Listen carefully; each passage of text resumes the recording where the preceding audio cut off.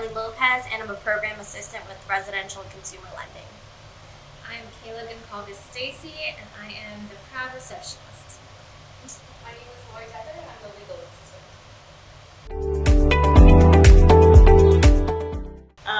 What I love about being a woman, other than all the glam, fashion, and everything like that, I think there's something about a woman, like the confidence that we have, that we portray, and a lot of times we don't know it. We don't know our strength.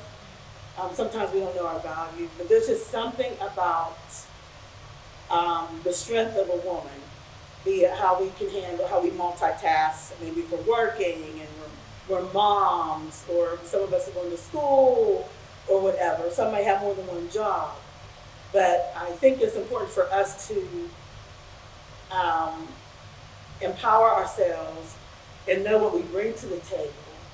And I personally, that's why one of the reasons I love heels, because when I'm in heels, that really makes me feel really powerful. Like I can do anything. I can take on the world. Just strut and move forward. And that's just some of the things I love about being a woman. Yeah, I agree. Definitely, and outside of the societal acceptance of being a glamorous right? being, I think, just kind of the unsung things that are built into us, ingrained to multitask, to persevere, to champion things, and again, you may not understand if it's inside of you, but when you're presented in certain situations, it just is natural and it comes out. Right, and right. It's like being prepared for things that you don't even know you're prepared for yet. Right, exactly. Yeah, absolutely.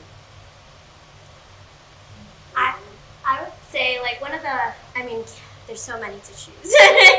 But I think one of the best things about being a woman is our relationships. I feel like we're very in tune.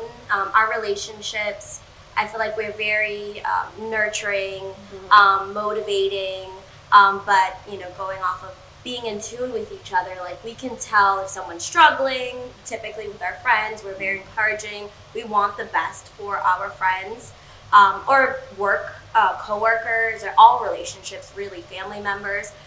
So we are very motivating, but we also help problem solve. And I feel like with women, we very much value our relationships. It's not the same. I watched some like TikToks from like TikTokers, and they're like women relationships versus men relationships. Right. They're just, I feel like, different, and not one is better than the other or anything like that. But I just feel like we're very nurturing, very in tune, and motivating. Everything matters. Yeah, you're right. That's a good point. And I think we're good communicators because we do communicate differently. Because no matter where we go, if it's in the bathroom, the hair salon or whatever, women are constantly communicating. So I think, and that's not just in our personal lives, but even in our professional lives. So I think we tend to be good communicators overall. I think I love that we have this natural ability of everything that you guys have been saying. We have the natural ability to communicate, this natural ability of caring. Like we don't have this manuscript kind of, but like we just are naturally bad. Good. We're naturally really good and amazing and powerful. Yeah. Okay. I can share. I think what you were saying, Natalie, really resonated with me of all of the interpersonal skills that we've developed. And I mean, some of that might come more naturally, but some of it I think comes out of necessity as well. Like we really have to be adaptable in different environments, and that comes with like having to be really good communicators to like get our point across. So yeah, I think that's something that's really great about being a woman, and like we do bring a really unique perspective when it comes to problem solving. Yeah. Right, exactly. I totally agree. So communication is a big one. I think like in this group in general, like we meet monthly. It's such a good, because it is for the most part, I think outside of Christian. Our group is all women, so it's nice to come together and can be very understanding of each other's professional struggles that we're having to be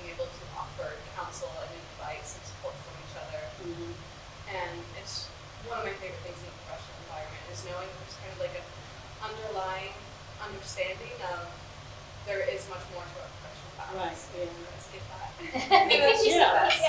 It's like a support group. Yeah. Because sometimes we're in there in personal things, like things that might go on in your personal life. And so I think it's like a support group, which helps us not just personally, but also get through, the day professionally, so the work day. So I think it's very important. So, We just have an overall deeper understanding of things. yeah. I love that part about myself. Yes. We know in advance. We have When we feel safe with each other, I Right. feel like that's a big thing.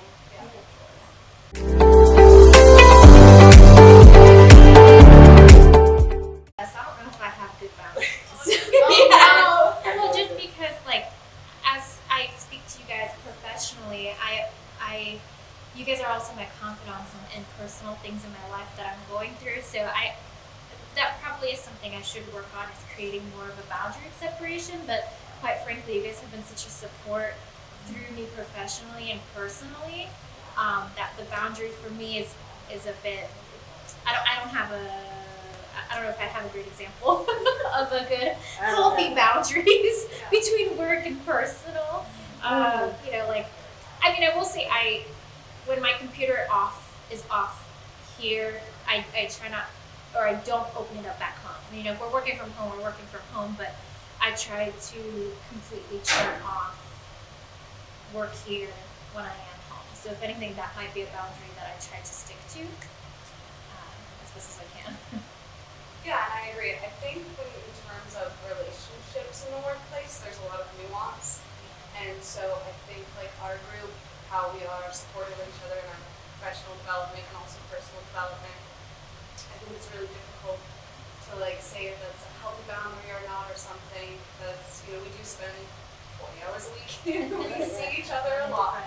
So I'm so happy to have you guys, and I think that's a good boundary to have, is understanding that there are certain people in the workplace that you can be emotional with and honest with, like this group here, and then understanding that some relationships aren't like that in the work environment. And also, I agree, Taylor, closing the laptop at the end of the day and leaving all of that here. My set work hours are set, and I just try to keep within that. Well, that's not my testimony, but I will. I do have certain boundaries. I have certain boundaries that I do. I guess because of my position, I do. I actually log on Sundays for about an hour and a half. Sometimes I do log back on when I get home. If I see something email coming through, I do respond. What I'm not good at is coming back to work with a whole bunch of emails. So I'd rather, if there's something I can respond to then, and actually that helps me, I can separate my personal and professional life, but my personal life won't be right if I go that. If I have a whole bunch of emails, so that's what I'll be thinking about. So that's why I usually do log on like an hour or two on Sundays, and just to get work week started, respond to some emails, and then I might do it on the weekend as well. But when it's closed, it's closed. But I try hard not to get that work. But it is what it is. That's as much as boundaries I can have right now. I think I'm the exact opposite of you, because my big thing is I don't even have notifications on my phone for my email or Teams. That is a big thing, because if I did, I would be the same as you. If I saw an email come in or a Teams message come in, I would feel like I would have to respond to it right away. Or it would just sit in my mind, for the entire time that I'm off work or on PTO or it's the weekend or whatever. So I just don't have the notifications on my phone at all. And that's in a big, or a good way for me to sort of separate work and personal life. And also, there's nothing so immediate that people need me outside of work hours. I know that anything that people need, I will get done within my working time. So I'm not, I don't want to have the constant things of emails and Teams messages. I gotta work on that one. Well, like I said, I do. Actually, my laptop comes with me even when I travel because of my position. But I would rather do it that way, and actually that helps me stay focused. Like I said, I won't do well if I have to come back with a whole bunch of emails. So in a way, I know what I can handle. So I think personally, I would think about it anyway. So I'd rather log on for an hour to respond, get it done, and you know, once it's done, then I can go with my personal life, with my day, with my day. But you know, it is what it is. Yeah. So And I think over the last 4 years, it's kind of been everyone's own personal like decision making and trying to figure out where those boundaries are when it comes to concerns of working from the office and working from home. So I feel like even today, it's still sometimes still trying to work that strategy out and that boundary with what again gives me peace of mind regarding the emails in my email box, and then also respecting my personal time. right. I'm not on the clock, so it's like a constant building thing still sometimes. Right. To make it fluid. Oh no, go ahead. No, but like fluidity or like for me, I would say it fluctuates. Yeah. Yeah. I feel like we all a little bit struggle with boundaries and have gotten better, so good for you. I think I've gotten a lot better in that sense. You know, sometimes I would be able to sleep and I'm like, oh, I'm gonna log on and do emails, you know, 3 o'clock in the morning. So I've gotten a lot better about that. but like during busy season, like, you know, I am, you know, boundaries with that in that sense. But when it's slower, you know, I will try to make sure that I'm, you know, I do give my time for mental health space, you know, listen to meditation, even if I'm like lunch, you know, just do something to kind of, you know, say like, okay, I am getting a little better, check, you know, improvement. Right. I'm a work in progress. But I feel like as most of us do, we struggle with boundaries. It's just a matter of like learning and trying to, you know, put ourselves first, or like self-love of like having boundaries with work and whatnot. But I feel like we're all a work in progress. Yeah, we all struggle with that. I tell you what, that doesn't. It's not. My life is better when I do it that way. You just Like, feel yeah, productive. I feel more productive, and I can go on about my day. You know what I mean? So I'm good with that. But I think when we just struggle with that. I don't know if we as women are ever off the clock. Yeah. That's true. Personally, professionally, are we ever off the clock? And I think nothing exposed it better than the pandemic.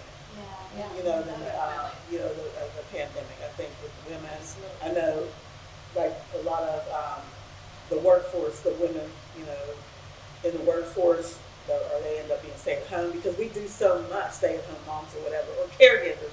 You know, so we are taking care of the children, maybe we're taking care of parents or whatever.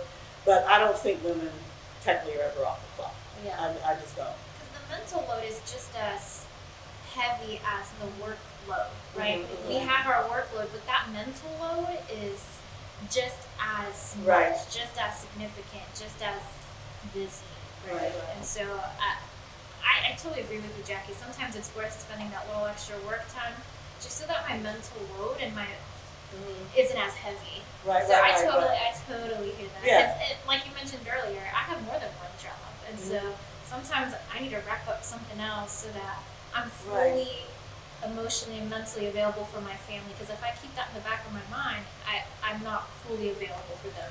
I agree. And if you're a mom, that's another job.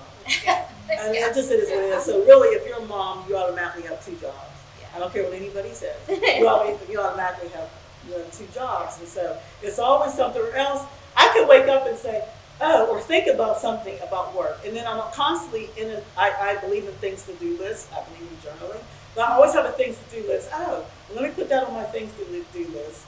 You know what I mean? So I won't forget the next day or that Monday or whatever like that.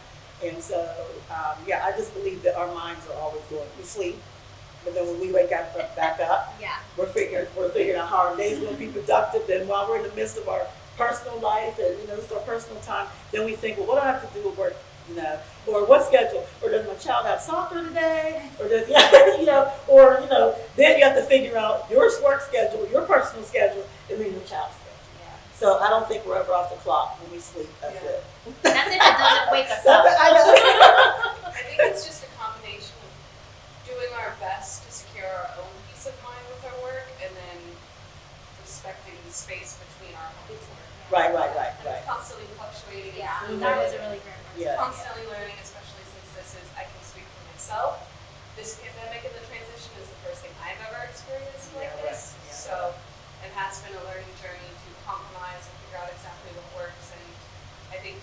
us as women, but a lot of people who are in the post-COVID era, you know, are still learning how to adjust and really put those boundaries in place. I think everyone just do the best they can. Right, absolutely, absolutely.